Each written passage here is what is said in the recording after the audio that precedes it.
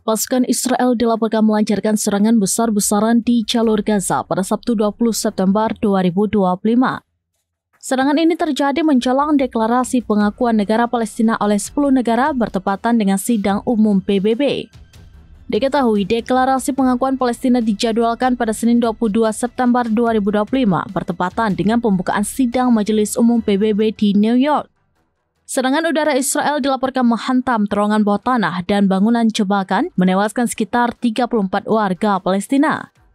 Sepanjang pekan, Israel meningkatkan operasi penghancuran gedung-gedung tinggi di kota Gaza.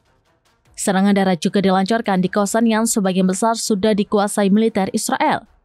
Mereka bersiap menekan ke bagian tengah dan barat tempat banyak warga sipil berlindung. Sementara itu, pasukan IDF menyatakan telah meratakan sekitar 20 blok menara selama 2 pekan terakhir.